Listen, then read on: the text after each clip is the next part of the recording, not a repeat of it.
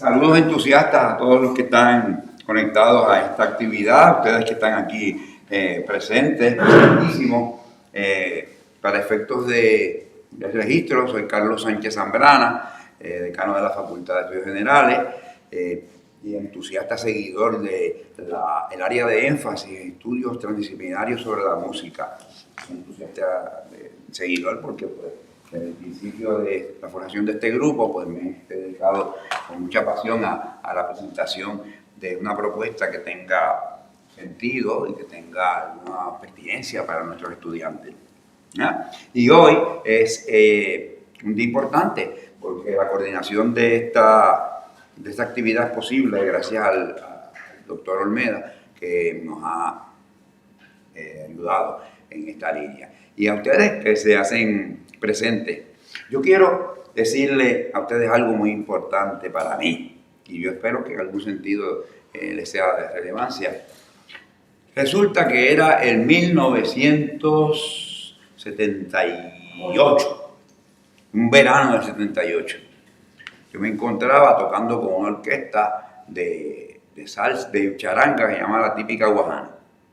Por lo tanto, nosotros seguíamos muy de cerca lo que la mejor orquesta de charanga que ha habido en Puerto Rico, que se llama La Criolla, de Cataño, ¿verdad? Estaban haciendo, y en esa orquesta tocaba piano el señor Lenny Prieto, de Cataño también. Entonces nosotros estábamos muy pendientes.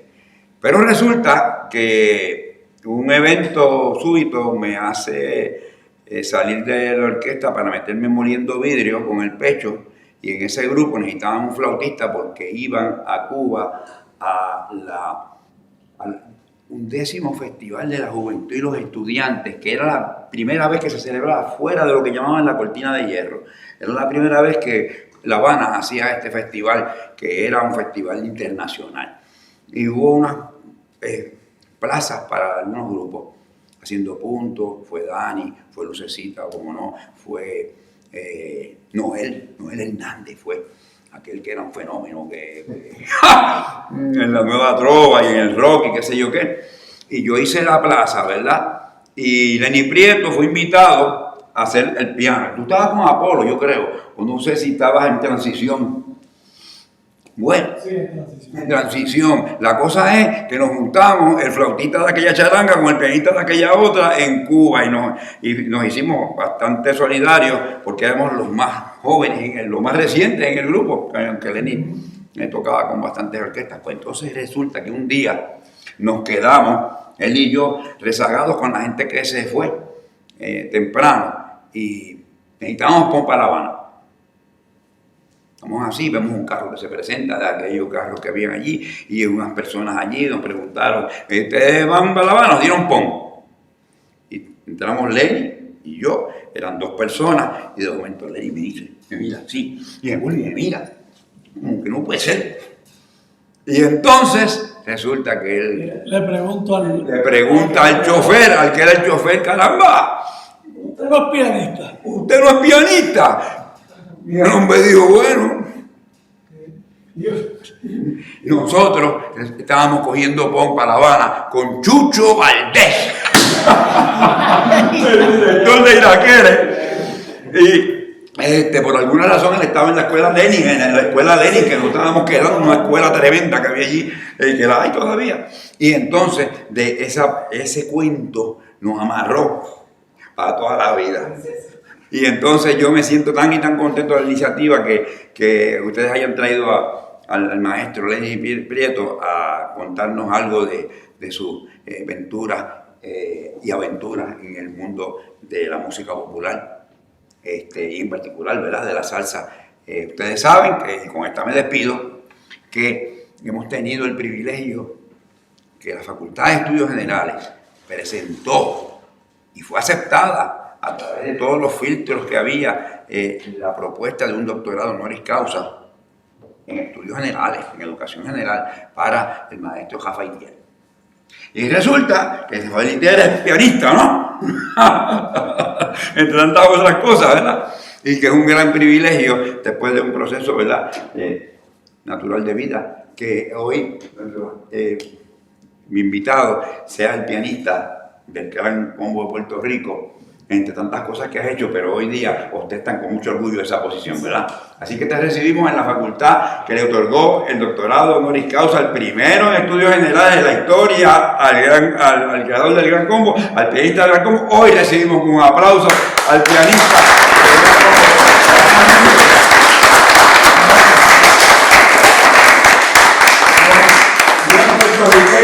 Y además de eso, conocimos a Chucho Valdés cogiendo un poco. Cogimos un poco Chucho Valdés. Así que muchas gracias, señor coordinador. La actividad es suya. Adelante. Pues antes de que comencemos, ¿verdad?, a escuchar a nuestro invitado, quiero darles una idea más o menos bien breve de lo que ha sido su trayectoria. Primero, que lo estamos planteando como pianista, pero es arreglista, compositor, ha producido, ha participado en muchísimas grabaciones y ha trabajado en ello. Y aquí tengo un poquito de datos, muy breves, pero él nos va a dar más datos probablemente, que ha estado con el Apollo Sound, Rafael Cortijo, Roberto Angeló, Lozano, Ismael Miranda, Gilberto Santa Rosa, Cuco Peña, Víctor Manuel, la Sonora Ponceña y hoy en el Gran Combo.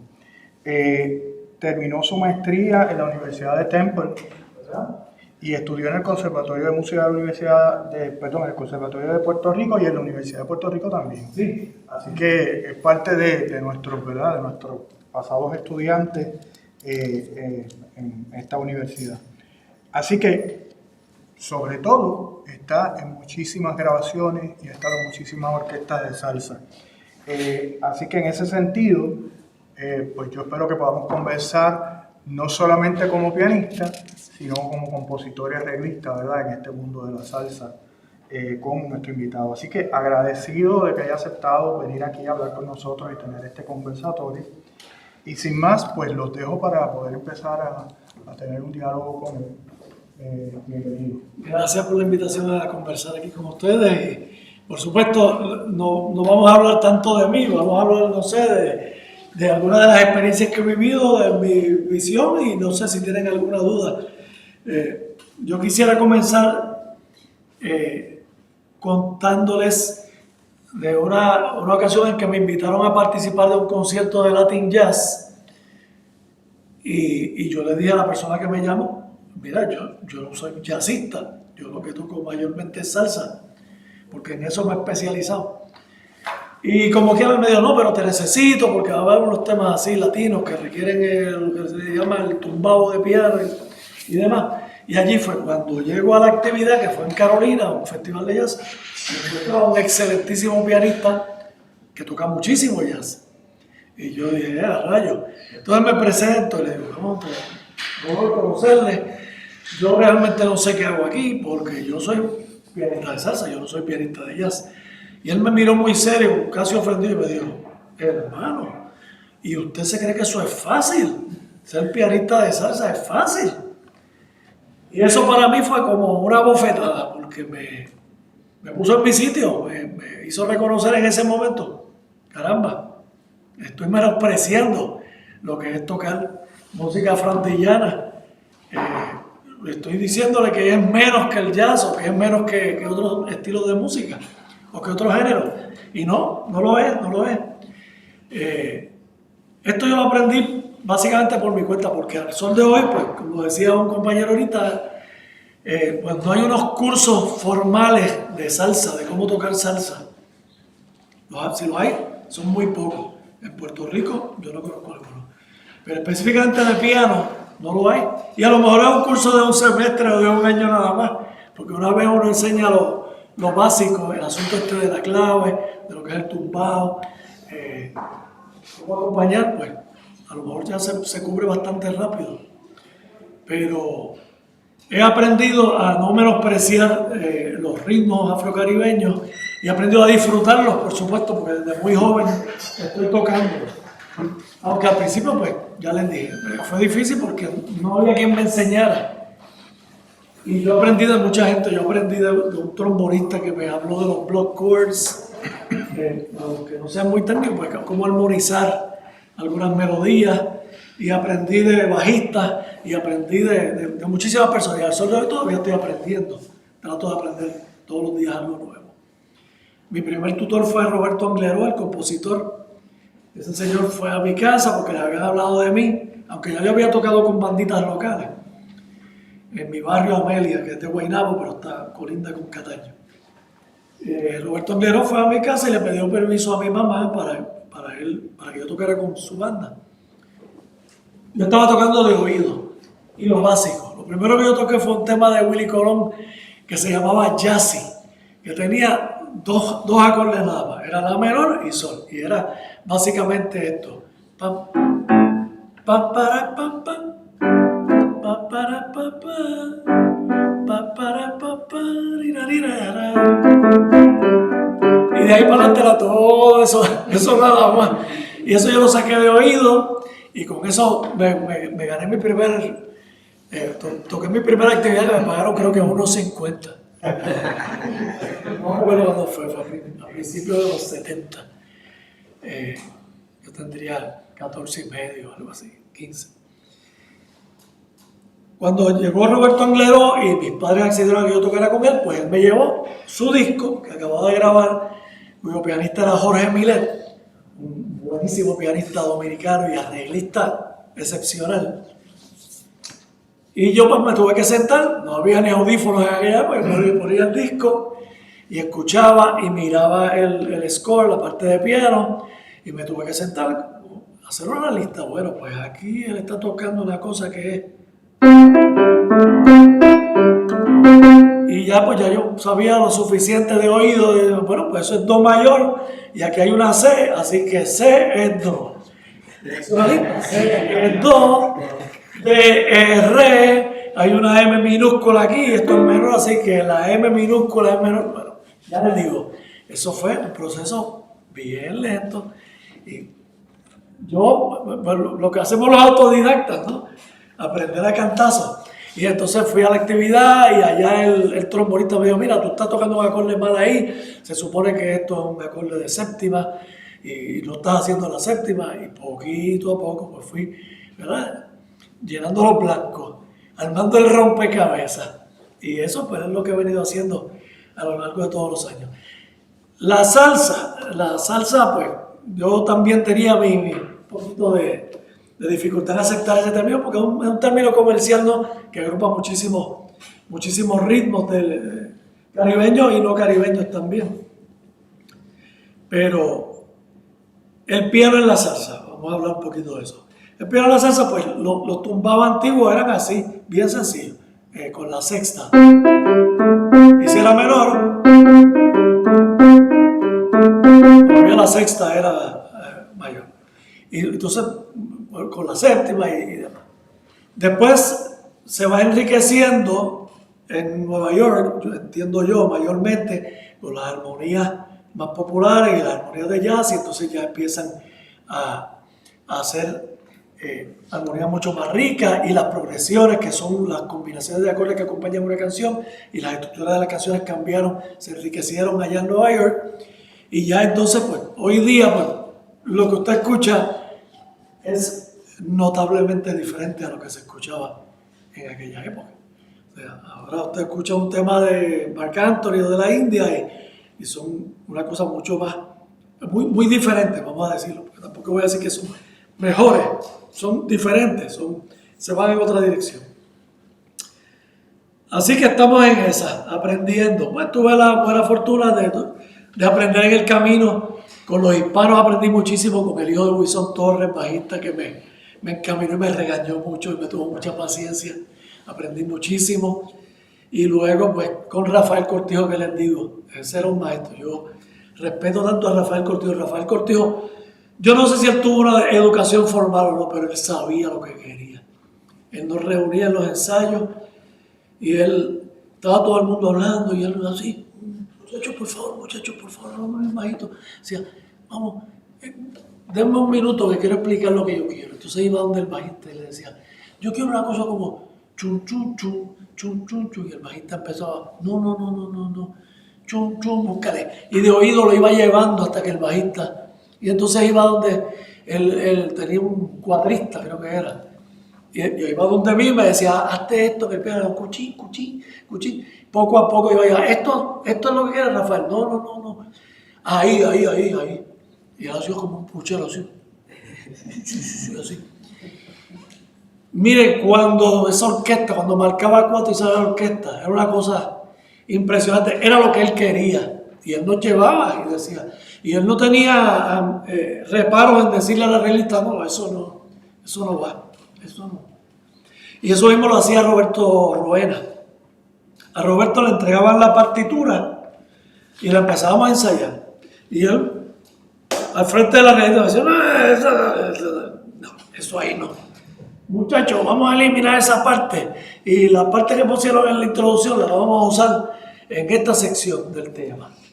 Y entonces elimínenle esa otra y vamos a incluir vamos a hacer un corte es una pausa, rítmica, raca tu plin pum plan, todo el mundo lo apuntaba y de ahí vamos a brincar a la otra sección. Roberto, eso nunca lo olvidaré. Él usaba el arreglo, él no se casaba con el arreglo, como se hace hoy día.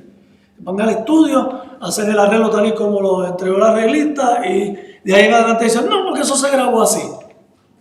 ¿Cómo que eso se grabó así? No, tú tienes que ser capaz de adaptarte. Y si tú sientes que la canción o el arreglo llega un momento que la gente como que se desconecta, pues es obvio que eso no está funcionando. Y no debes pensarlo dos veces, vamos a cambiarlo, vamos a eliminarlo, vamos a cortarlo. En vez de 4 repeticiones, hazle 2. Ese tipo de flexibilidad yo lo aprendí con el Apollo Sound, porque Roberto era impresionante en eso. O sea, podíamos ir a la tarima muchas veces sin saber cómo se iba a tocar un tema. ¿Ya? Sí, porque él podía decir, ok muchachos, vamos a tocar la introducción de este tema y cuando terminemos la introducción vamos a brincar a este otro. Entonces la gente no sabía qué esperar de la pausa y eso era lo que le gustaba a la gente, que estaban siempre como que, ¿con qué viene este hoy? Hace unos años yo fui al Festival Claridad a pasear y a comprar y qué sé yo ni qué, estoy debajo de una carpa comprando los libros y estaba el Apollo Sound tocando. Cuando eso estaba el difunto Willy Sotelo dirigiendo y tocando piano. Y yo estoy mirando un libro y de momento hacen un corte, rapam, pum, pim, pam, y empieza el piano a echar un solo. Y eso me habló la oreja y dije, ¿qué tema es ese? Y está él improvisando y unos acordes y una cosa bien linda, pero decía, ¿pero qué tema es ese? Y de momento se acaba el solo y hace, ram, param, pam, lo último es, oye, hablar con un sordo. Y yo digo, tenía que ser Roberto. Roberto dijo, vamos a empezar con un solo de piano y cuando termine hacer la escalita y arrancamos con el sordo. ¿Quién se esperaba eso? Nadie. En otra ocasión, y entonces pues vamos a los comentarios y preguntas. En otra ocasión estábamos alternando con la Sonora Ponceña. Yo alterno con la Sonora Ponceña desde que estaba con la Orquesta La Criolla, que era una charanga con violines y flautas. Y Papo Luca acostumbraba a decirme, Lenny, usa el piano mío. Él no usaba un piano, era un teclado electrónico RMI, que afortunadamente ya no se usa porque tenía un sonido rarísimo, pero a Papo le sonaba bello. Pero a nadie más, porque uno tocaba una tecla y sonía durísimo, o sea, no tenía control de volumen, de acción. Era ping, ping, ping, ping, y sonaba como unas campanas. A él le sonaba bien lindo. Pero una vez estábamos tocando el Apollo Sound y la Sonora Ponceña. Ellos eran compadres, Roberto y Papo Luca. Y en esa época también se estilaba la competencia amistosa. Roberto decía, muchachos, esta noche estamos alternando con la Ponceña, pero el compay es el compay, pero vamos a barrer el piso con ellos. Entonces era como un equipo deportivo, ¿no? Ok, vamos a prestar atención, vamos a tocar sabroso, afincado, vamos a barrer el piso con la orquesta, aunque fuera la sola Ponceña. Y estábamos tocando y yo me doy cuenta de que hay compañeros músicos de la Ponceña al frente de la tarima.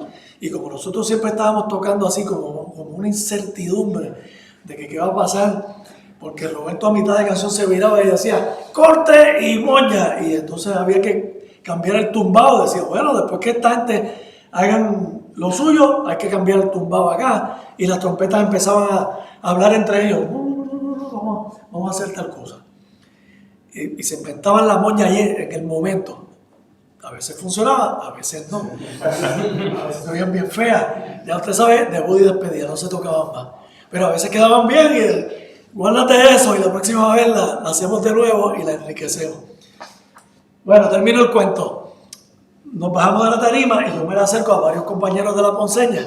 Y digo, muchachos, pero ¿cómo es posible que ustedes que tocan con la orquesta más afincada del mundo, que es la Sonora Ponceña, que es la orquesta que admiramos nosotros, ustedes están al frente mirando a la Polo Sound, que es lo que tenemos un reguero ahí? Y uno de ellos me dice, es que ustedes hacen tantas cosas chéveres que uno no se espera, y nosotros no tenemos esa libertad, nosotros lo que tenemos que tocar es, que es lo que distingue a la Sonora Ponceña, ¿no? Esa es una cosa creativa, pero a la misma vez súper amarrado, todo el mundo claro, y es como un tren, es una cosa hipnotizante. Pero lo que me lleva a pensar pues que hay para todos los gustos y que uno no debe juzgar, porque en todos lados hay una cosa buena, hay cosas que pueden mejorarse, pero lo que sí es que hay que admirar a los genios que están dispuestos a, como se dice, a salirse por la rama, caminar hasta la punta de la rama aunque se caigan, y decir, vamos a inventar algo hoy diferente para satisfacer, para llevarle algo nuevo al público. Denis, te puedo interrumpir. Claro, adelante, sí. Yo tengo un par de cosas que te dejo en agenda. Tú las trabajas como tú quieras. Y para que los compañeros también, si tienen algunas preguntas, que también las vayan montando. Así que tan pronto, ¿verdad? Tú atiendes esto como, ¿verdad? Como mejor funciona. Lo que yo te digo, el conversatorio, Sí. tienes que seguirle la pregunta. En mi caso te iba a preguntar, este concepto del barrio, vienes de Amelia, Sabana, toda esa área entre Guaynabo y Cataño, ¿verdad? Ya nos has hablado un poco de las orquestas que entraste, pero un poco cómo es esa convivencia del barrio y la música en el momento en que tú estabas, ¿no? En ese barrio. Y la otra cosa que me interesaría quizás es, tú eres un músico formal, porque tú fuiste a estudiar al conservatorio, tú fuiste a estudiar a Temple University. ¿Cómo eso marcó lo que ibas a hacer después de haber pasado por esa experiencia? ¿De qué manera eso es lo que le da en la calle? Y lo otro que te quería dejar en agenda, y tú lo atiendes como mejor te parezca, es estas nuevas géneros o formas musicales que están compartiendo artistas con la salsa. ¿Cómo tú ves eso y hacia dónde lo ves estas nuevas tendencias, verdad? Un poco para que en algún momento nos dejes saber cómo tú ves la perspectiva de la salsa en el siglo XXI, en la tercera década del siglo XXI. Claro. Te dejo eso como agenda, pero tú atiendes en el orden que quieras. Creo que sí, vamos a hacer una pregunta. Hola, un placer estar aquí. Cuando yo era jovencito allá en Puerto Nuevo, ¿Puedes decir tu nombre? Porque Waldemiro Vélez Cardona, profesor del Departamento de Ciencias Sociales de la Facultad de Estudios Generales. Gracias. Y tuve el honor de acompañar a don Rafa en todo el proceso de elección honoris causa. Nosotros no sabíamos qué era eso de jazz. Nosotros le llamamos a una cosa, y yo esa es la pregunta que te quiero hacer, le llamamos salsa instrumental. Porque cuando no había canción, no había voz, había música, y nosotros llamamos salsa instrumental. Pero después yo pensé, eso sería jazz en realidad. O sea, lo que hacía Barreto en acid y ese tipo de cosas. ¿Eso le podríamos llamar jazz o debería seguir siendo salsa instrumental? Lo que pasa es que eso son etiquetas. Y por supuesto, el ser humano tiene esa necesidad de etiquetar las cosas para poder ordenarlas dentro de su framework, ¿verdad? Del croquis mental que tiene. Muchas de esas piezas que tal vez le llamaban salsa instrumental o jazz latino, a veces lo que tienen son elementos del jazz, como lo es, ¿verdad? Que improvisan usando los modos y las progresiones de los blues o las escalas del blues o los modos que se usan en el jazz. Pero a veces el nombre es lo de menos. Lo importante es que se disfrute o que no se disfrute, ¿no? Que se le puede llamar salsa instrumental porque obviamente no tiene voz. Y si tiene un ritmo digamos, afrocaribeño detrás, pues se le puede llamar salsa instrumental. Pero esto del jazz, yo soy un admirador del jazz y a mí siempre me hubiera gustado estudiar jazz. Pero el jazz también tiene muchas ramas, ¿no? Es un árbol con muchas ramas. Hay muchos estilos de jazz. Y yo creo que el jazz latino lo que usa es elementos del jazz que los incorpora, los une a los ritmos caribeños y a la clave. Y los hay que tienen más jazz que latino o que caribeño, y hay otros que tienen más caribeño que jazz. Es muy poco lo que tienen del jazz. Sí. Adelante. Un honor también para mí estar aquí. Pablo Luis Rivera, también profesor de la Facultad de Estudios Generales y del Departamento de Ciencias Sociales, y coordino la concentración menor en afrodescendencia. Y tengo, ¿verdad?, dos preguntas para... Eres parte del comité. Y soy parte del comité de este grupo, ¿verdad?, de profesores que trabajamos en el área de énfasis en música. Y tenía dos preguntas. La primera, ¿cómo es su visión de lo que las personas llaman salsa desde la óptica del músico, ¿verdad? De ustedes, cómo ustedes lo visualizaban, ¿verdad? En términos de que es un género, esta es la línea que lo distingue, ¿verdad? Ver su visión como músico. Y lo otro es, por ejemplo, en Cuba, si uno le pregunta a Tata Winer o a Changuito sobre la salsa, dice, no, eso es un invento. La salsa es son, esto y lo otro. Y si uno lo ve desde la óptica puertorriqueña, pues muchas veces personas como Cortijo utilizaban géneros afropuertorriqueños para desarrollar sus conceptos. ¿Qué piensas sobre eso? ¿Y cuánto estudiaban los músicos esos géneros afropuertorriqueños como la plena, la bomba? Porque Cortijo se cría en San Mateo de Cangrejo y tiene esa exposición, pero los músicos como tal estaban expuestos a los géneros, los estudiaban más profundamente. Yo pienso que muy pocos músicos se involucraban con la bomba y la plena. Yo creo que eso fue lo grande de Cortijo, que la trajo al frente y entusiasmó a muchos músicos a decir, espérate, yo estoy tocando música casi exclusivamente cubana desde hace muchos años, déjame darle también a la plena y la bomba, incluirlo. Y en eso radica también un poco el genio de Mon Rivera en Nueva York, de Willy Colón, que hizo una amalgama de ritmos y cogió de aquí y de allá que enriquecieron esa música. Mira, yo era de los que decía que sí, que salsa es un término comercial para una música que en su origen era afrocubana. Bueno, es africana, pasó por Cuba, pero en Nueva York, por puertorriqueños y cubanos y dominicanos y otras personas, afroamericanos, fue que se enriqueció. Y cuando se le llama salsa, ya no era el son cubano aquel, todavía quedaba, porque quedaban charangas y quedaban gente tocando cha-cha-cha y quedaban bandas como Machito tocando, que Machito a su vez también se nutrió del jazz, ¿verdad? Era una salsa instrumental, esos mambos instrumentales con mucho jazz y jazzistas tocando. Pero eso fue grande lo que hizo Cortijo, porque en cierta medida nos enseñó, nos mostró y nos dio la bomba y la plena, caballero, están ahí. Y Mon Rivera en Nueva York hizo lo mismo, son los discos fabulosos, con bomba y plena. Y todo eso se va incorporando a lo que luego se llama salsa. Y sí, salsa le llaman embeleco. Tito Puente decía que salsa era el ketchup, que era otra cosa.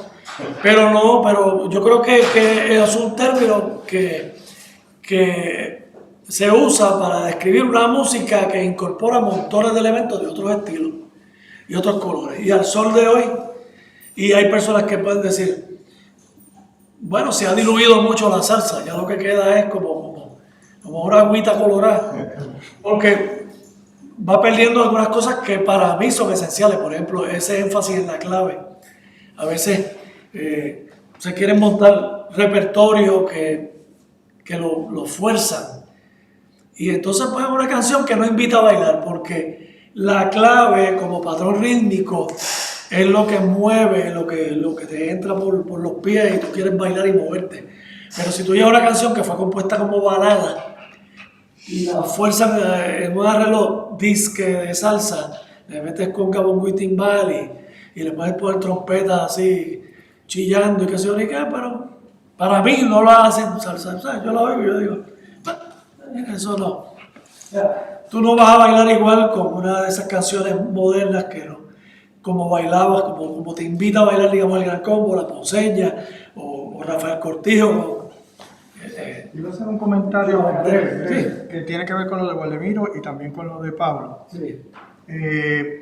Bueno, que el jazz, por ejemplo, hablamos de Juan Tisol, que tuvo un peso. Sí. Y que cuando una vez que se le preguntó que si esa música que él hacía, porque él hacía los arreglos, tenía un aire árabe, y él dijo, no, era música que venía de las tradiciones puertorriqueñas. Entiendo yo cadencias andaluzas de la música puertorriqueña jíbara, ¿no? Eso por un aspecto, o sea que ya había influencias de aquí para allá en términos del jazz también, de algún nivel, y de Latinoamérica. De New Orleans. Exacto, temprano y no solo sino en general del trópico. Y respecto a lo de Pablo que está preguntando sobre el género, yo coincido con todo lo que tú has dicho, Lenín, pero creo que quizás también está pensando en si es un género la salsa. Que es Esa es una discusión que siempre se plantea, ¿verdad? Si es un género o no. Y yo creo que por ahí va, ¿verdad? También, sí. ¿Y qué entendemos por género? ¿No? ¿Qué se entiende por género? Esa es la gran pregunta. Porque el género es que tiene establecido una orquestación, que tiene una estructura. Pues entonces no es un género. Comparte algunos elementos de la forma de la danza, la contradanza, el ragtime, de todas, porque lo comparten para variar. Solo para que pensemos que esa es la opinión. Entonces, si le aplicamos el término género, el jazz no es un género, porque hay muchas clases de derivados de lo que era el blues antiguo, ¿no? Hasta el rock sale del blues. Pero la música como lenguaje universal, pues tiene por obligación, por definición, pues, como lenguaje universal tiene que estar abierta a todo tipo de influencia, no puede ser prejuiciada. Y lo que funciona se queda, y lo que no funciona se va. Es como una evolución, ¿verdad? Survival of the fittest. Pero se ha ido enriqueciendo y a la misma vez se le mueren segmentos que dejan de gustar. Y a veces yo me pregunto, ¿la salsa está destinada a la ruta de la danza puertorriqueña o del paso doble? O de, ¿sabes? Que pasa al olvido y es música de museo. No sé, yo no sé. Me gustaría pensar que no. Porque es bien rica, tiene muchos elementos, muchos timbres, muchas combinaciones de ritmos. Sí. Sí, bueno, pues.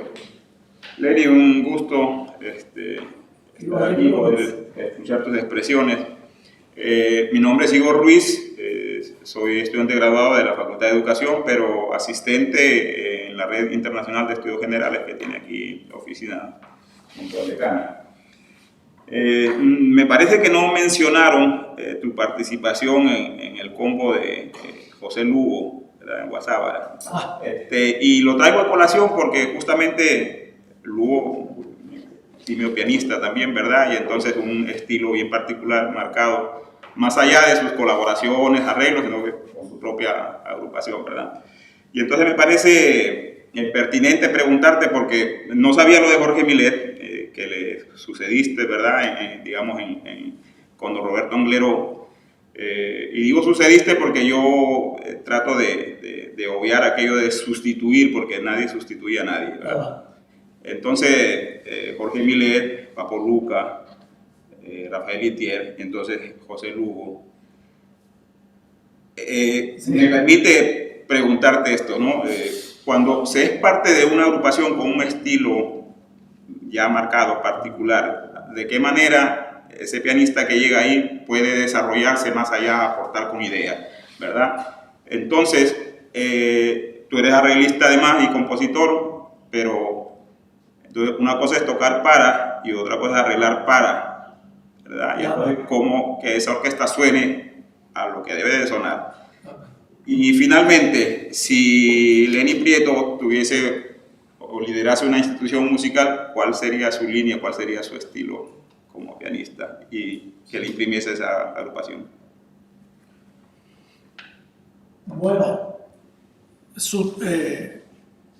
cubrir el trabajo de pianista en Guasábara fue bien retador.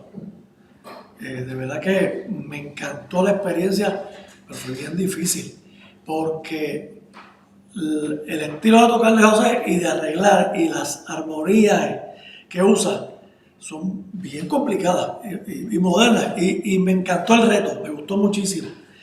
Afortunadamente para Guasábara partió Lugo, que es muy triste, pero se quedó Georgie Rodríguez, que aprendió y se nutrió de esa información que José Lugo trabajó durante varios años con él, porque Georgie Rodríguez es el bajista de Guasábara, y en la última grabación que hicimos, que salió ahora de Guasábara, que yo trabajé, pues Georgie me ayudó muchísimo, pero ya te digo, fue muy retador, bien difícil, porque no es tocar en clave y tocar sabroso, es tocar armónicamente denso, es una cosa bien.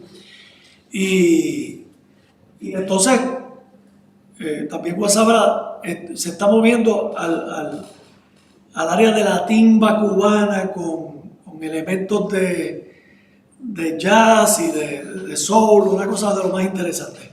Así que fue retador. ¿Qué haría yo si hiciera un grupo? De verdad que no sé, porque a estas alturas no sé si es una situación muy hipotética y no sé qué haría de verdad, pero yo creo que no sería muy complicada, sería más elemental, más sabrosa y más tradicional. En cuanto a lo que me preguntó ahorita, doctor, yo me crié en un barrio pobre, yo me crié en un caserío hasta los 6 años, que entonces nos mudamos a una urbanización al lado. En mi barrio está poblado hasta el sol de hoy de gente trabajadora que trabaja en la planta de energía eléctrica, en la fábrica de cartón, de vidrio, la planta de vidrio, ¿verdad? De concreto, de cemento, ¿no?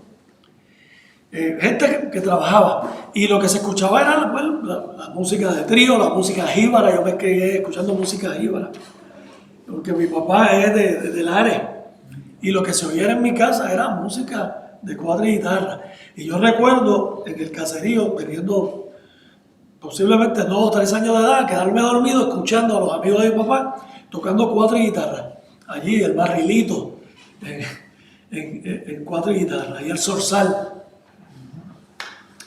Lo que me recuerda el zorzal, que es un paso doble. Cuando yo empecé a tocar bailes, se tocaban pasos dobles, se tocaban danzas, se tocaban otros géneros. Uno no iba a tocar en un baile salsa nada más. Se tocaba un bolero, un paso doble, una danza y un número como el ritmo de salsa, ¿no? Le llamábamos guaguancó. Aunque fuera una guaracha, aunque fuera un soporturo, era un guaguancó. La terminología ha cambiado muchísimo. Todos los números movidos eran guaguancó, no se usaba eso de salsa. Otra cosa, a los que escuchábamos música afrocaribeña nos decían conserva. A los que oían música de pop o americana les decían los agogos. Este es un agogo, déjalo quieto, tipo el pelo largo, tocando música de Carlos Santana, Raymond el agogo. Y entonces nosotros éramos los conservas. Y todo eso cambió. En el barrio Amelia había un grupo que se llamó la Amelia All Star.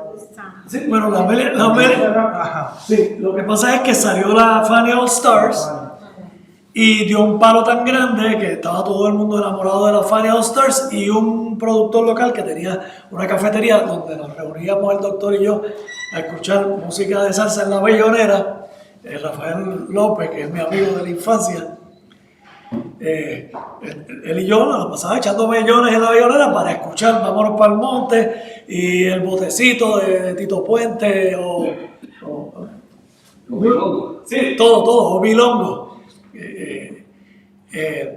Pero entonces el dueño de ese local quiso organizar lo que se llamaba la Amelia All Star, Encardo Ferrer, que yo decía, hermano, tú sabes, tú quieres hacer un All Star con gente del barrio, realmente nosotros no somos, ninguno somos estrellas, pero nos reunió, ensayamos 4 o 5 veces y cuando tocábamos nos explotó el pecho de orgullo de que éramos la Amelia All Star, hasta una camiseta teníamos, muy orgullosos, tocamos canciones bien sencillas, pero nos curamos. La primera vez que decimos que se llenó el barrio de gente de otro sitio, una cosa fue fabuloso. increíble. Y lo que tocamos fueron canciones. Bueno, de hecho, el bajista, en Amelia no había un bajista y usamos a Edwin Mulese como bajista.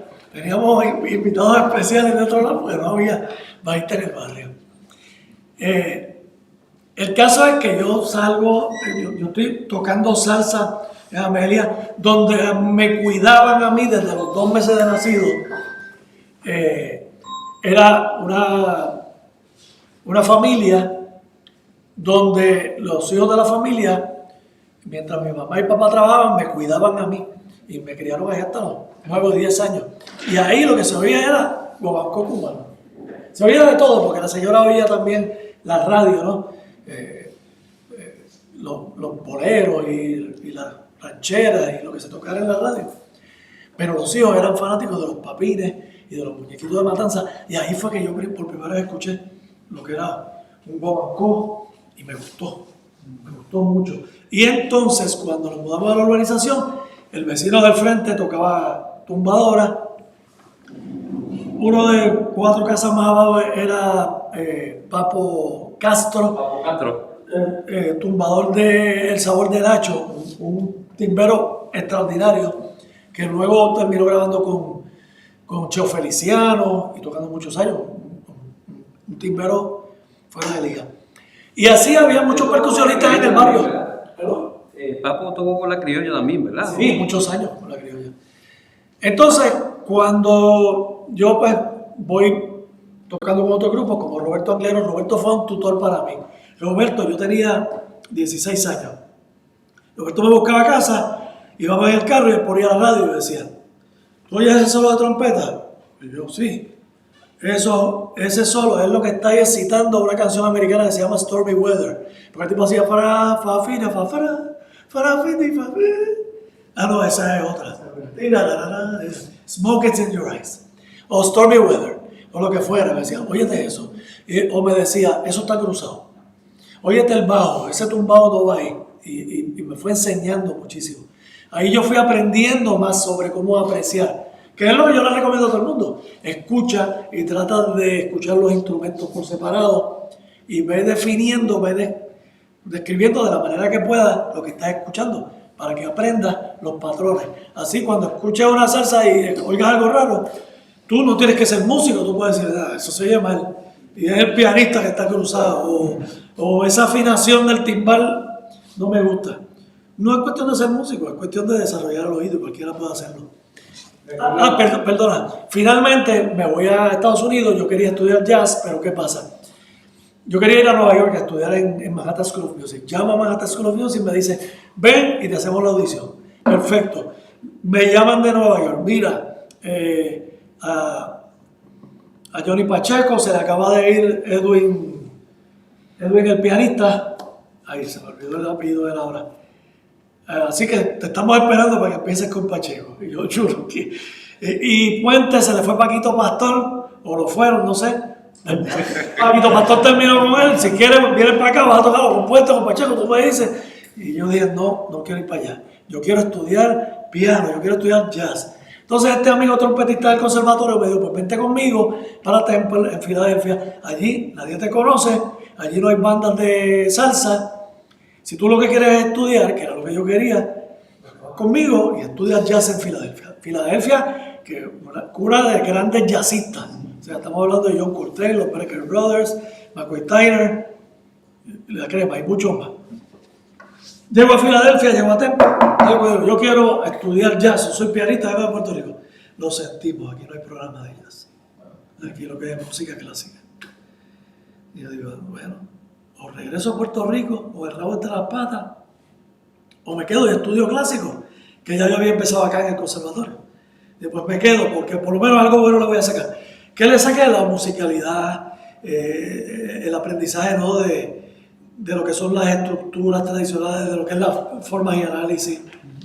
Aprendí a tocar piano de verdad, con una buena técnica. Aprendí a ser maestro de piano, que me gusta mucho también, ¿sabes?, ayudar a otras personas con la técnica pianística. Y eso cuando regresé a Puerto Rico, pues aquí lo que había trabajado mayormente de salsa, aunque siempre ha habido shows. Toqué salsa, pero como mi especialidad desde niño fue la salsa, pues terminé tocando salsa con Elías López, con José Noguera, luego con Gilberto Santa Rosa estuve 15 años tocando piano de salsa. Con Gilberto fue que toqué piano y José Lugo tocaba teclado. Y cuando yo no podía ir, pues José Lugo hacía el piano. Ahí fue que conocí a Luguito. Iba a preguntarle, bueno, primero nunca compartimos, pero grabamos en una ocasión. Mi nombre es Hugo Viera Vargas, profesor adjunto en diversas instituciones. Pero grabamos en vez de piano, usted tocó acordeón, porque grabamos con el Pollo plena, en Amelia, en el estudio de Joel. Qué bien, sí. Hace unos años, pero nunca coincidimos en el estudio, porque usted grabó y después yo. Pero le iba a preguntar, de toda esta experiencia y esta trayectoria que usted tiene, siempre a veces en algunos momentos de lo que es llamado salsa, ¿verdad?, hoy en día, tiene unos sonidos muy particulares. O sea, usted mencionó a Marc Anthony y yo pienso en Sergio George. O sea, pienso en ese piano de Sergio George, ese ataque en particular. El piano de don Rafael Itiel tiene un sabor distinto, que es lo que decía el compañero aquí también. En esa trayectoria, ¿quién de esos pianistas usted diga, esa es la onda que yo quiero hacer? Aunque uno siempre desarrolla lo que uno quiere desarrollar, pero siempre hay pianistas que marcan momentos y épocas, trompetistas y otros músicos.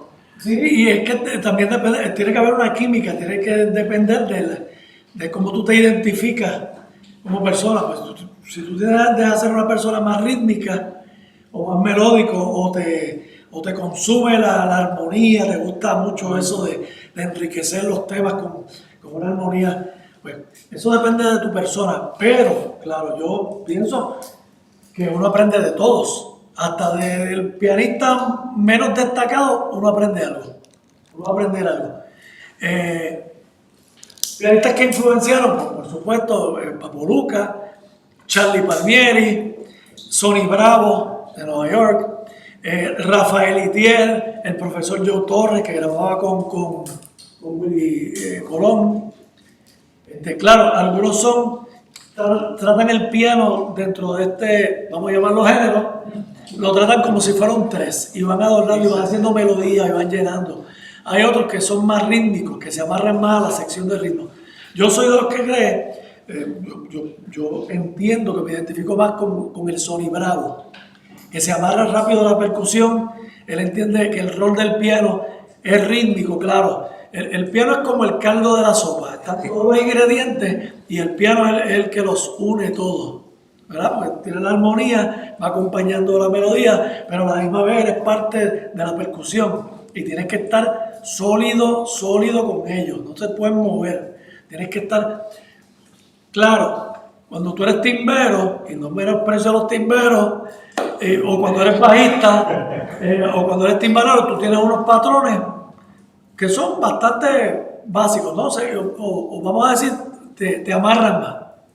Tienen una camisa de fuerza. El piano no está tan amarrado, porque aunque tengo que estar con la clave, pues el piano, la armonía y la melodía y acompañar me obligan a moverme por otros registros. Entonces sí, yo estoy en el básico, pero entonces entonces llega un momento que si tengo que acompañar, yo puedo hacer.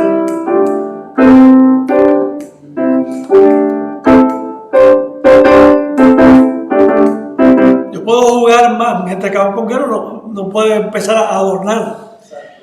A ellos se les exige que estén amarraditos ahí, la base, y el bongo con el pico y pala, y el bajo también. Pero el piano tiene un poco más de margen de adornar y llenar. Por eso a la hora de grabar yo siempre le digo a la persona, no, tú me tienes que cantar la canción. No, pero es que yo lo que hice fue el arreglo, tocar los acordes. No, yo no voy a tocar los acordes, tú me tienes que cantar porque si me pongo a hacer cosas aquí, después me le molesta al cantante. O no va de acuerdo a la melodía. Yo tengo que saber a quién estoy acompañando. Eso es muy parecido a cuando uno toca rumba cubana, que tiene que escuchar el cantante para poder limpiar, y como está haciendo plena, tiene que escuchar porque vamos a meter una ametralladora cuando alguien está cantando. Es parecido. Yo siempre digo que en esto uno debe escuchar más de lo que toca. Uno debe escuchar más de lo que toca. Tienes que tener el radar prendido e ir oyendo dónde estoy, por dónde se está moviendo la cosa. ¿Quién se va a destacar ahora? ¿El brass o el cantante? ¿O va a haber un solo de timbal? Yo no puedo estar entorpeciéndolo. El piano tiene que desaparecer muchas veces. Que tú sepas que está ahí, pero que no mueve. Como el bajo. Maestro. Mi nombre es Marco Sánchez, fanático del maestro aquí. Tengo dos preguntas, tengo 1000, pero voy a hacerte dos. Una es esa experiencia con el Apolo, siendo el Apolo una de las orquestas que en su época estaba años luz por encima de muchas otras orquestas en cuanto a la manera de inventar y si tú escuchas los discos, empezaron a traer esas influencias brasileñas también, había muchas cosas pasando. ¿Cómo usted como pianista navega a través de todos esos géneros que Roena incorporaba en su música? Porque si escuchas los discos, no era la salsa que estaba sonando en la época. Eso por un lado. Y segundo, como pianista, está un poquito más personal, como las veces que le ha tocado trabajar con la Sonora, ahora está con el combo, es como, usted es como uno de esos pianistas camaleónicos. Lo digo porque nos sucede, cómo uno maneja la parte propia, el orgullo propio que uno tiene, de decir, yo puedo hacer aquí esto, aquello, lo otro, pero en esta orquesta específicamente, en el caso del Gran Combo, que es muy distinto a la Sonora, son dos extremos aparte. ¿Cómo maneja esa parte de uno no frustrarse, digamos? Exacto. Fíjate, el orgullo mío precisamente es ser camaleónico y adaptarme a todo. Ese es mi orgullo. No, yo no quiero destacarme ni que voy a poner lo mío. Siempre va a haber un espacio para tú poner la tuya. Y siempre sale tu personalidad. Estás tocando con esta banda y sabes que debes tocar así, que no debes ponerte a meter cosas de otro estilo, pero siempre va a salir tu persona, aunque te estés adaptando a eso. Y dijiste algo bien. Una de mis primeras grabaciones, probablemente la primera, yo la hice con Elías López. Él le hizo un disco al que era cantante del Apolo Sound, Piro Mantilla. Y Piro Mantilla era una canción que se llama Río Manso. Y yo fui al estudio, yo era un muchachito, tendría, qué sé yo, 17, 18 años. Y yo fui al estudio, me dieron el arreglo y yo, Río Manso. Y entonces ensayamos. Y cuando estamos ensayando, yo escucho una cosa y digo, este tema tiene que ver con un río. Yo tengo que hacer algo que sugiera un río. Y entonces, no me acuerdo qué fue lo que hice, pero era una cosa, en la introducción de ese tema, que se llama Río Manso, de Piro Mantilla, el piano no empieza montoneando, no empieza, o era menor, creo que era. Vamos a decir que fuera sol menor. Yo no lo empecé así. Yo lo empecé como con unos arpegios. Sugiriendo como ¿Qué te quiero decir? Que yo siempre he buscado aplicar cosas diferentes. Y tuve la buena fortuna desde niño de parar el oído y de escuchar música jíbara, bombi plena, los guaguancos que se tocaban en el barrio, pero además de eso, mi papá traía música. Y yo escuché a los Billos Caracas Boys desde bien niño. Yo escuché música de esta música de elevadores. Música pero siendo un niño yo decía, wow, pero qué linda se oye esa trompeta. Así es que se oye la trompeta de verdad, no como la oigo en la radio. O ese violín, o eso. Y desarrollé una sensibilidad para escuchar todo tipo de música, que luego el estudio de la música clásica lo reafirmó. Y me mostró que yo iba por buen camino. ¿Por qué yo voy a montunear si yo puedo rellenar haciendo otra cosa? Y desde bien joven con el Apolo Sound, como Roberto nos daba esa libertad, pues yo sabía que yo no iba a hacer todo montuneado. Si un tema me permitía hacer otro tipo de efectos, pues yo lo hacía. Ese disco fue el que grabó Venus, Piro Mantilla. No sé. Después que fue de Rowena, él hizo unos números ahí que eran clásicos de la bohemia puertorriqueña en salsa. Yo sé que yo grabé esa canción, Río Manso, y otra que se llama Refrán sobre el refrán. Refrán sobre el refrán está ahí. No, es fascinante, pero sobre todo la experiencia con el Apolo Sound fue muy enriquecedora por eso mismo, porque Roberto nos daba mucha libertad y confiaba en nosotros, en todo y cada uno. Después de Ray Cohen. ¿Perdón? Después de Ray Cohen fue que tú entraste a Apolo. Después de Carlos T. Rodríguez. No, perdón. Después de el nieto de César Concepción. Estuvo Carlos T. Después estuvo César Concepción, hijo, que era nieto en realidad, yo creo. César Concepción, excelentísimo pianista que murió muy joven. Y después entonces estuve yo. El número de Llévame contigo, ese es arreglo tuyo, ¿verdad? Sí.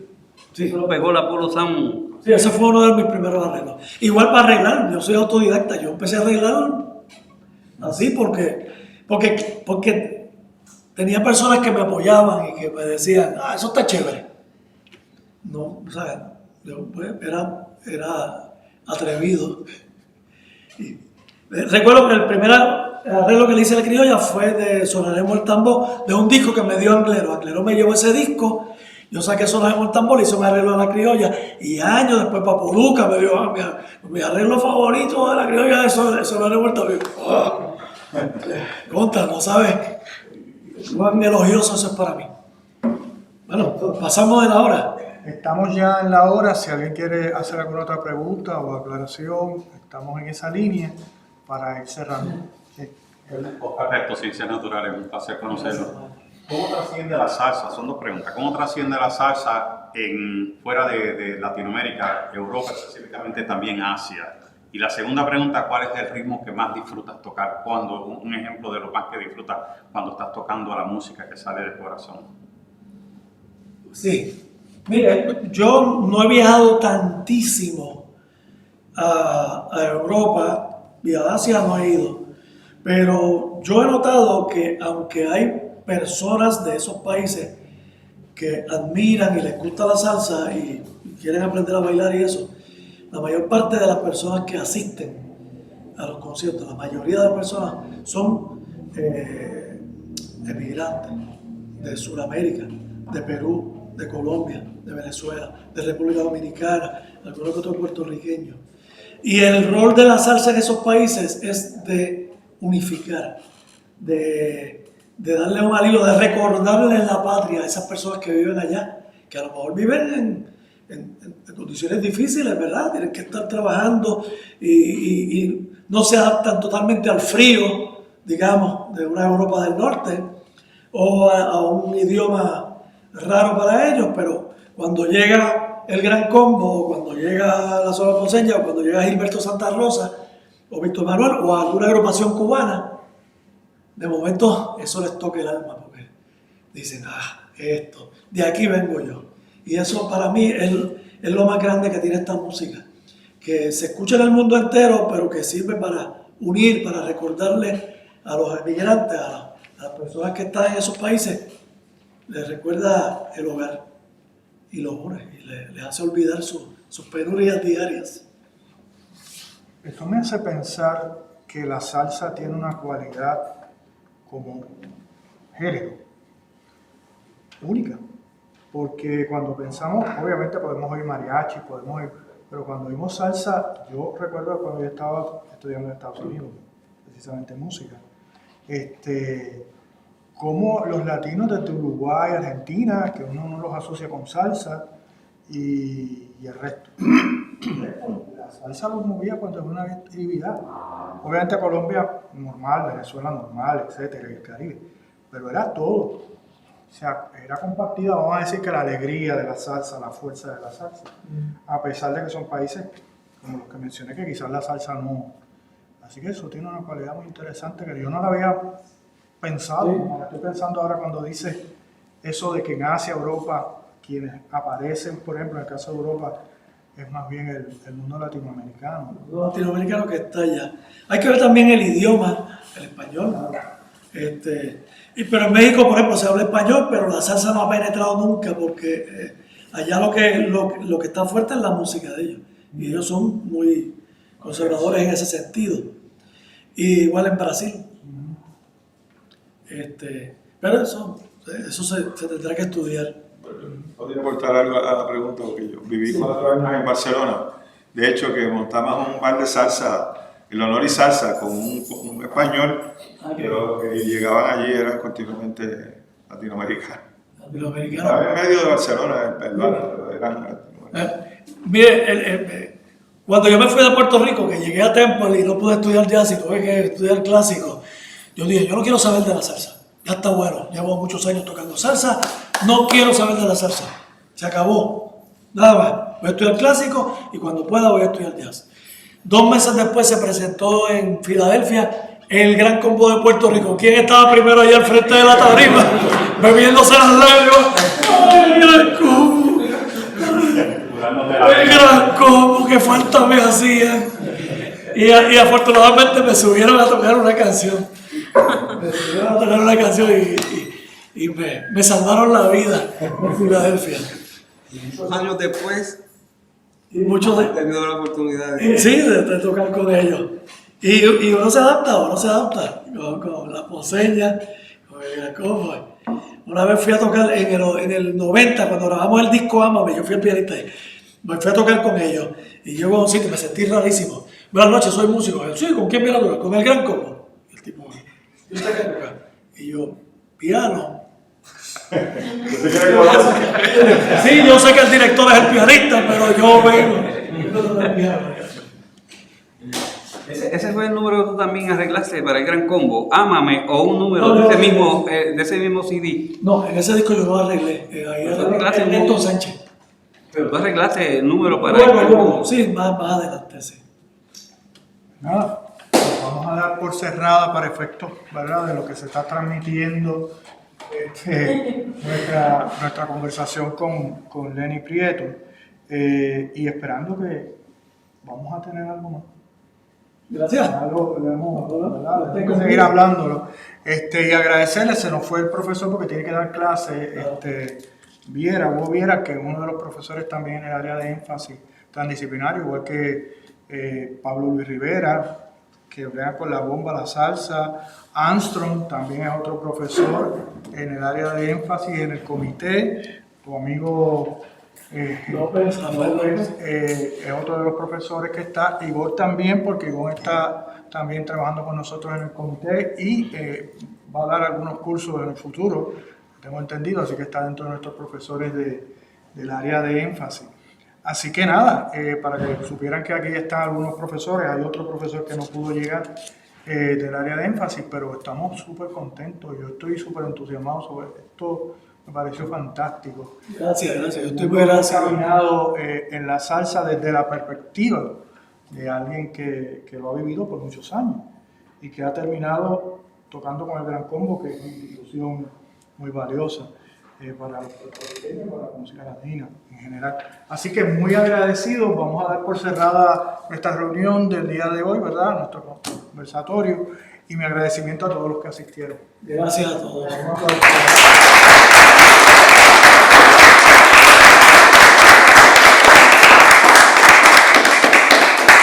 Y aquí estoy, sí. Una cosa bien importante que podemos seguir hablando de aquí se edita. lo de Rowena. Ah. Ok, Primero hablaste de la importancia de Cortijo. Y hay que ver que tanto Itiel como Roena son hijos de Rafael Los Cortijo. musicales de Rafael Cortijo. Cortijo era increíble, de verdad. Entonces, otra cosa, lo mismo que pasaba con Roena, que inventaba cosas sin haber estudiado música. De Tito Rodríguez se decía lo mismo. Tito Rodríguez llamaba a la arreglista, le decía, mire, yo quiero esto así, así, así. Entonces la arreglista venía y le llevaba el papel. Esa era parte del talento que tenía Tito Rodríguez. Es que las cosas se prueban. Yo digo que uno no se debe casar con el arreglo. Y evidentemente se está haciendo mucho eso. La gente va al estudio con un arreglo y lo graban y ya, o sea, se ponen esas gringolas y ya. Es mecánico, algo mecánico. Y no debe ser, yo creo que se debe ensayar, se debe probar la música, si acaso tocársela. El Cracombo hacía mucho eso. Ellos tocaban los temas. Anglero me contó que cuando compuso la Soledad, ¿verdad? Me hace sufrir. Él me dice que la estrenaron en las fiestas patronales de Bayamón.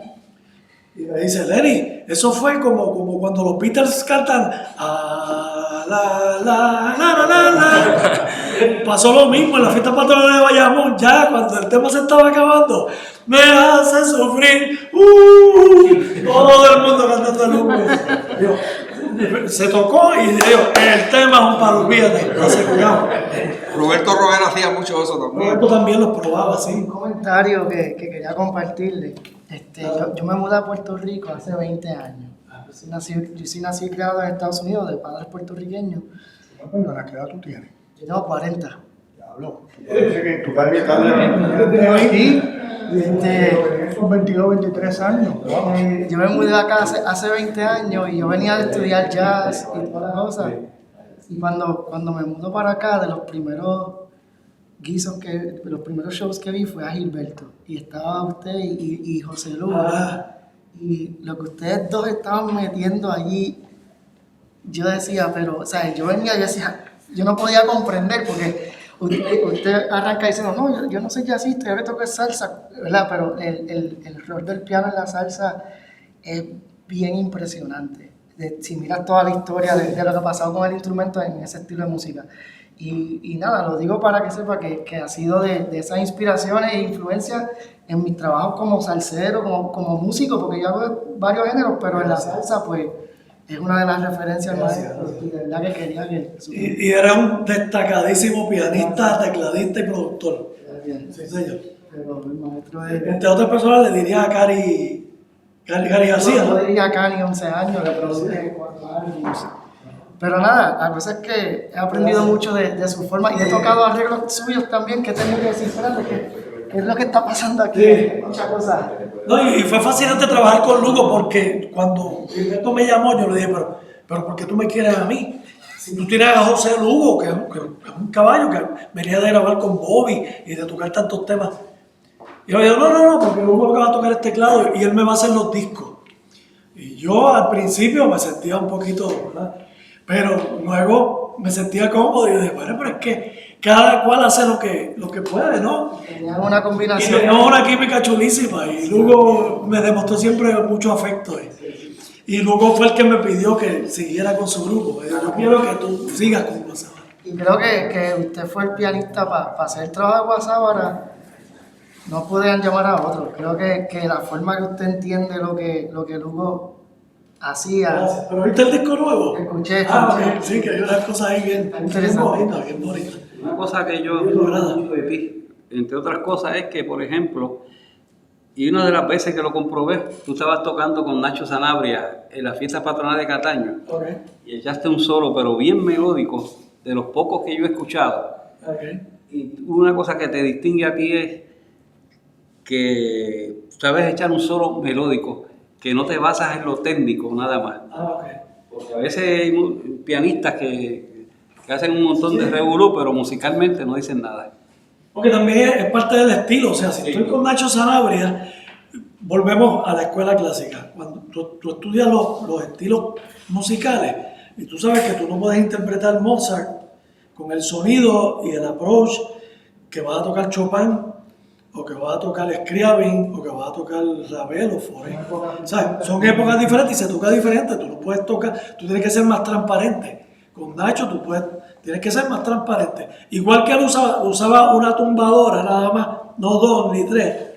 Pues el piano tiene que ser como tocaba Ray Cohen, bien sencillito, amarrado. Y el valor de ese piano es eso, el afinque. No es que estés, como dicen, all over the place y el tipo es un monstruo. No. De hecho, el elogio más grande que me hizo Quique Luca, en paz descanse, fue eso. Me dijo, claro, que han venido mucha gente y pianistas bien buenos, pero el único que ha tocado en el estilo de la zona posee ha sido tú. Porque uno se inhibe y hay que inhibirse. Uno tiene que decir, me encantaría meter una yuca aquí, pero déjalo. Y entonces hace sentir cómodo a los compañeros porque yo estaba acostumbrado a que sea así limpio y dice, María, chévere. Pero también está el factor de que lo puede hacer y el que no. Porque, ¿qué pasa en la música clásica? Hay pianistas que pueden trabajar Mozart, pero lo ponen en otro y ellos ya lo saben, ellos se quedan en ese mismo mundo porque es el que domina. Pero el poderse mover como tú te has movido, eso no es tan fácil. Es como pianistas jóvenes que no pueden tocar bolero. Un pianista, un muchacho joven que toca muchísimo, y tú dices, vamos a tocar ahí un bolerito. Y entonces te das cuenta de que pues no lo entiendes, no lo has escuchado, no lo has practicado. Y la fortuna mía fue que desde niño tuve que tocar todo eso. Paso doble, un chico, bolero. Y echar solo, porque Roberto Angleró decía, solo de piano, y yo, no, eche ahí, dale. Y me obligó a improvisar. Es la única manera, ¿verdad? Aprendes a nadar tirándote el agua. Aguilita Encarnación, ¿te acuerdas de Aguilita, verdad? Que cantaba con Guayciba, que ahora está en teatro. Pues una vez con Guayciba, cuando estaba Félix Ayala dirigiendo el grupo, ¿verdad? Que después eso se rompieron. Ellos perdieron al guitarrista, creo que fue, y entonces trajeron un individuo que había estudiado música clásica y en los ensayos no dio promedio porque podía solo hacer un montón de cosas en la guitarra, pero el estilo, sí. Pero llevar el bajo y hacer la segunda guitarra, lo que se hacía en el grupo Guayciba, no pudo hacerlo. Y había estudiado en conservatorio y era un monstruo tocando solo, pero la música de aquí no pudo. La calle es otra cosa. Son mundos distintos, bien diferentes. Yo quiero decirle algo, yo he estado callado, yo soy joven, estoy aquí absorbiendo. Yo soy José, me puede decir che. Primero que Cano Rosa, no sé si lo conoce, me manda saludos porque yo soy alumno de él, de mi iglesia, qué sé yo. También creo que mi despertar musical, yo tengo 24 años y yo estudié música y soy músico, productor, alumno de Marco. Mi despertar musical yo creo que fue con una composición suya. Usted compuso Yo soy tu amigo. Sí. Pues yo como a los 14 años, no, 13 o 14 años, yo fui a una patrona de mi pueblo hormiguero y recuerdo, esa fue la canción que a mí se me quedó grabada.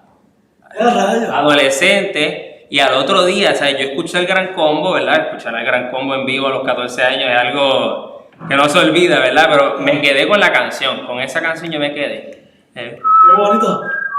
Y después al otro día yo estuve, mami, que yo me quiero meter a clases de piano. Gracias a eso.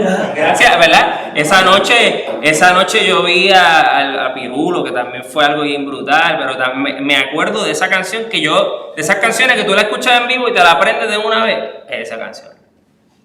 Y si supiera, eso de hacer la introducción, yo lo saqué de una canción de rock pop que mis hijos estaban escuchando en la televisión. Y yo pasé por algo que harían los Beatles también. Y escuché eso y yo digo, oye, qué chévere es eso. Sí. Una melodía bien sencilla, silbada también. Claro, se me olvidó decirle que el silbido iba más bajito. Sí. Entonces en vivo lo hacían, pero que se oía solo el silbido. Decían, no, el silbido es un colorcito. También otro comentario, algo que he aprendido, ¿verdad? de esta charla es que lo percibo usted un poco caótico en el mejor sentido, ¿verdad? Que usted habló del contraste de la Sonora y Apolo, como que la Sonora está como que bien ponchado todo y que quizás Apolo era como más caótico, como que era un espacio más abierto a la creatividad y creo que eso también es lo que le da más valor a a la composición, el arreglo, ¿verdad? Y también preguntarle, ¿verdad? Que no hablamos casi de composición, arreglo, ¿cuál es el approach de ustedes? ¿Hay algún criterio que usted siempre tiene en mente cuando está componiendo, arreglando? Bueno, de Angleró yo aprendí esta frase: la canción es la muñeca y el arreglo es el traje. Tú estás vistiendo una muñeca, el valor está en la canción. Y tú tienes que hacer algo que la haga lucir bien, para que se pueda, o como una hija, para que se pueda casar, decía él, consiga un novio a tu canción. Pero tú tienes que hacerla. O sea, a mí no me gustan las canciones que son tristes y cortavenas y que la orquesta está como aquí muriéndome de amor. Yo decía, no, eso no. Pero bueno, yo sufro mucho arreglando, por eso casi no arreglo ya. Porque son muy autocríticos y puedo estar 2 semanas que no duermo y como que, ay, es que eso ahí no me suena, eso ahí suena que se lo robé a este, o suena muy barato. Sufro mucho arreglando. Luego me imagino que aquí le voy a arreglar, tengo que meterme. También me tengo que meter en la cabeza quién es el intérprete, tengo que imaginarme a la persona cantando. Igual cuando estoy componiendo, me imagino a una persona cantándola. Y así pues puedo encasillar la canción un poco. Y tampoco hay garantía. Se la canto a la persona y dice, está chévere. Y entonces tengo que ir pensando en otro cantante. Bueno, ¿cómo me gusta la canción para que a fulano o a fulana le guste? Porque ya Mengano me dijo que no.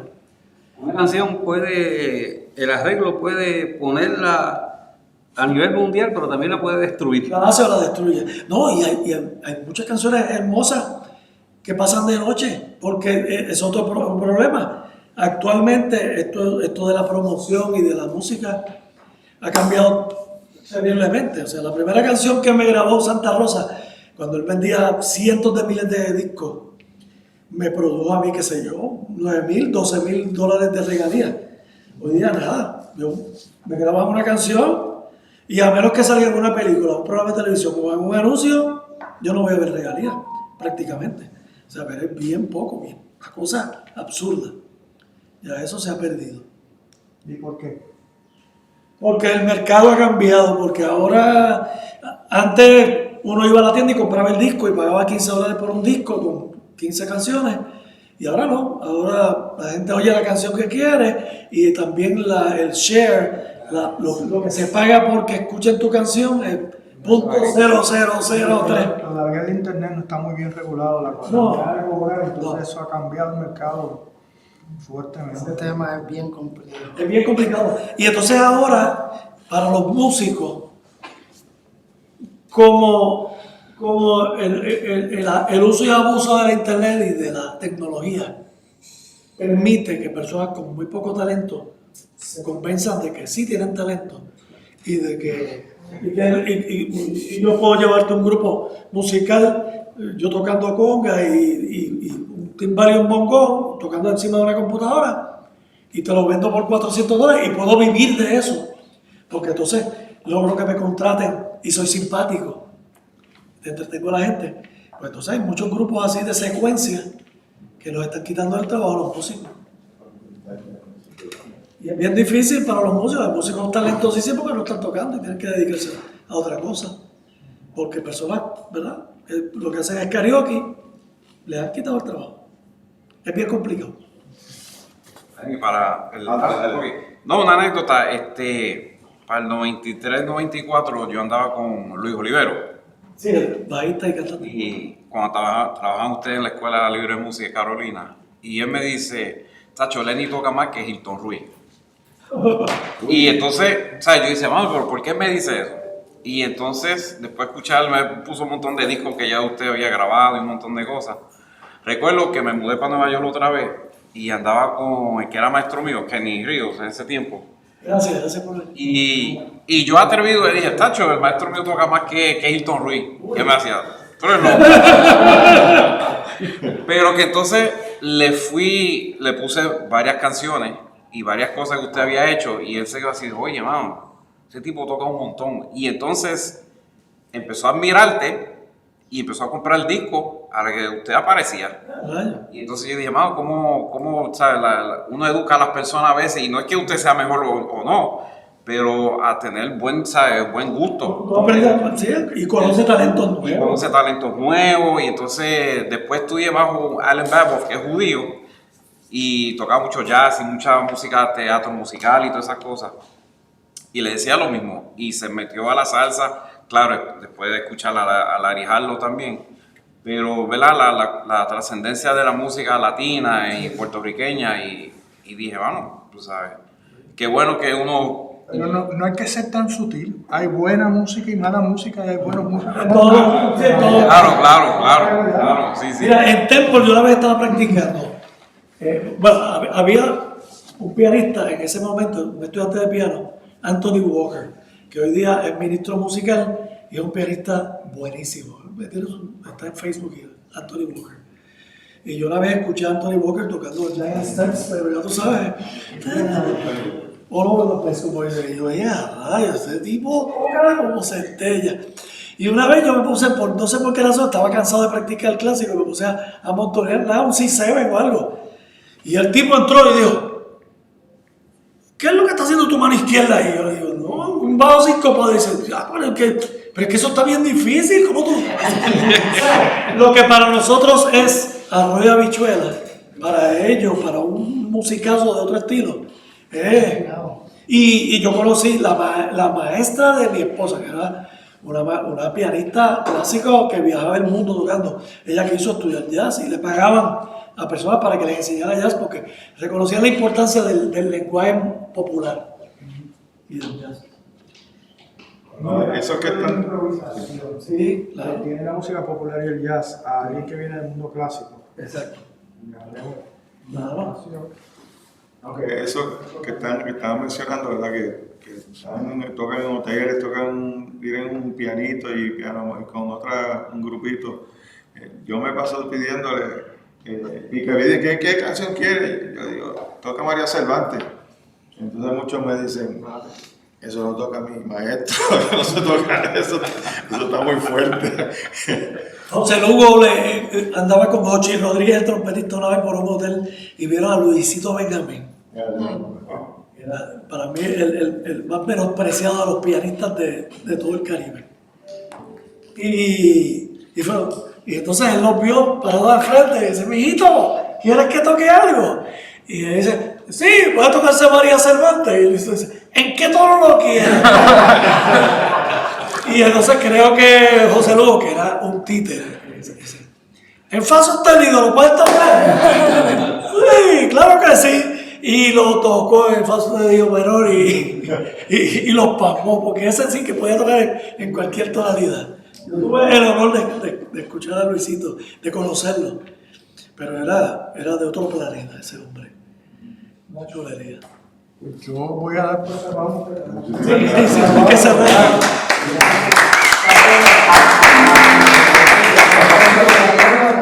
De conversatorio.